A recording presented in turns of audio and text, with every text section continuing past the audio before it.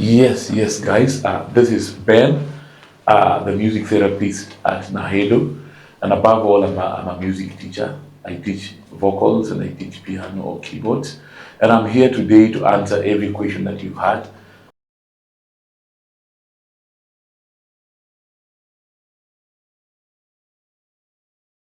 Clear, so when anything you talk about mental is really something that involves the mind. Now, I've told you music can be used as a source of influence. If you there are songs that if you listen to, they promote violence. There are songs that when you listen to, they promote I'll call it sexuality or sensuality. Whereby the kind of music that young people listen to today that has led to things like sexual immorality and all that. We can't hide it. We have to speak it black and white the way it is. And there are music that has been used to promote, you know, war in countries like that. But above all, a good example, like I gave, is that song by Eric Wainaina that we used in 2007 when I was young, living in the slums of Kibra. And a lot of people were being slaughtered during the post-election violence. And Eric Wainaina sang a song that says, Daima mimi Mkenya, mwananchi mzalendo.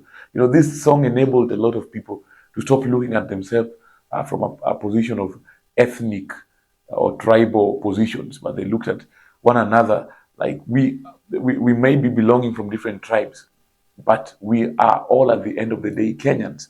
And it enabled people to stop fighting, because they realize when we fight, we are not destroying just a tribe, we are destroying a nation. So that tells you that our minds are very powerful, but music is a tool that can be used either to promote violence or to promote peace, depending on how we use it. So that's what I can say about music and the mind.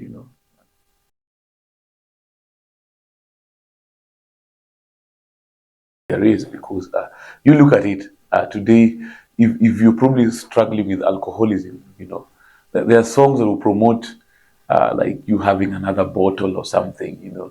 There are songs I think people have listened to that have caused them to even go look for the next bottle to drink of alcohol.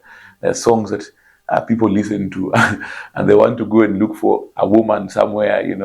There are songs that people listen to and they want to go and commit suicide. There are songs that people listen to and they want to just fight. So, like I said, indeed, music is, they say it's a universal language, whereby like it can be used to promote anything today. Like I've told you, you could also promote good things with music. The same way you can promote good things with music, you can promote good products and everything. You can still use music to promote violence and negativity. Very true.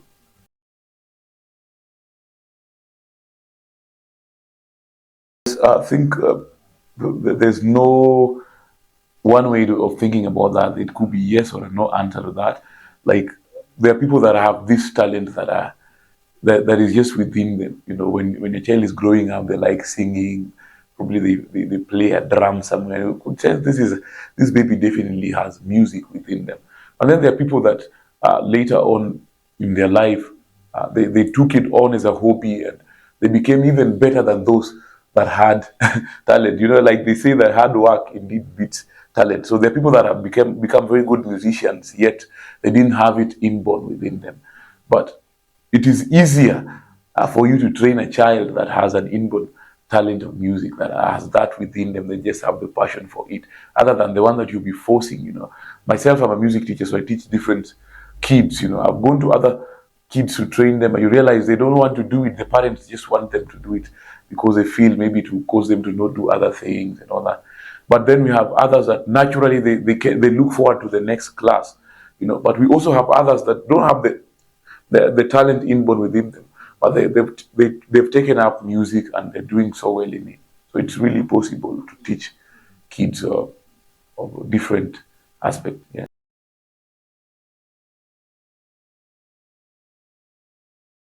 Yes, the moment we began with piano teachings, and we also training vocals for kids. So if you have a kid that is able to that really desires to learn music, or you want a kid to be trained, then they are able to be taught at this time.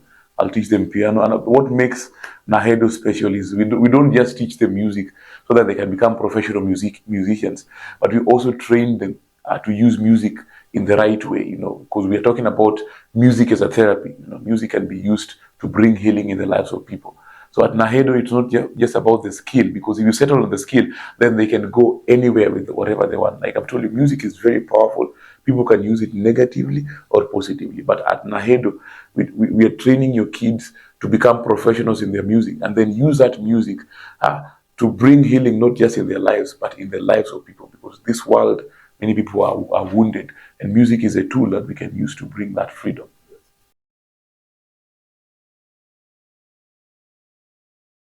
Yes, I've really come a lot of through. I've come across a lot of people that are really struggling. I have friends that have graduated, that don't have jobs in this nation. That is what is happening, and I think for me, what has helped me myself, I've studied supply chain management from the University of Nairobi, and as much as I'm still waiting for a job and everything, but I don't sit there waiting for a job. I found something that I love to do, a passion from the inside. So my biggest advice for all these young people that are growing and really looking for opportunities is find yourself. Find that thing that you really do and you feel from your heart that indeed this is where I find my peace and everything. When you do that, like for me, it's music. Someone else, it could be football. Someone else, it could be like my friend Louis, it could be media, the coding and everything. Just find something you love to do and work on yourself and just keep developing yourself. Prepare yourself for opportunities are always coming. And when they come, they'll find you prepared and equipped. I tell you, there's no limit to what you can achieve in this life when you have something you're doing. Yeah. Yes.